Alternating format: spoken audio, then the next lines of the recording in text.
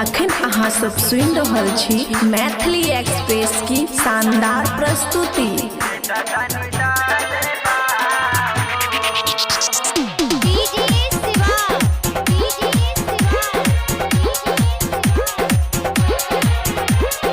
खुशी recording studio बलुआहा।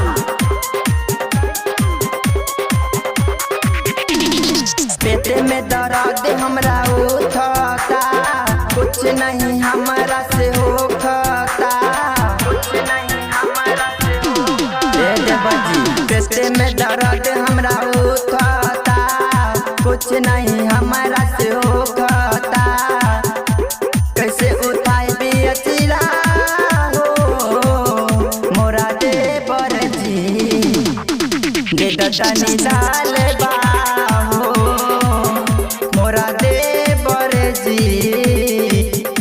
तनी डाल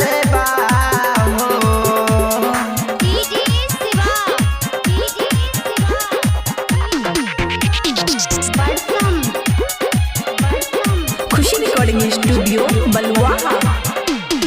सभी का से बरती करतानी पूरा होला कबो सारे नहीं पूरा लागता बरत होई नहीं पूरा मन रह जाए याद अधूरा।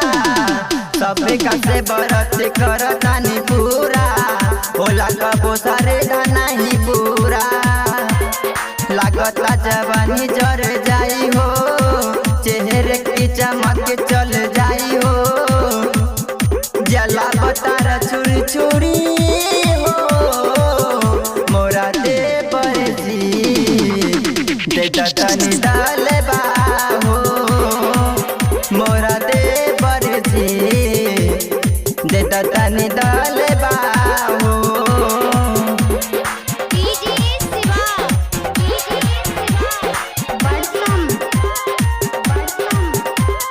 खुशी रिकॉर्डिंग स्टूडियो बलुआहा। प्यारे दे बड़े कर तू मदद कौनो करे हना तू हरकत देखबे चंद बिहारी के रहेले भौजी के पसारी में।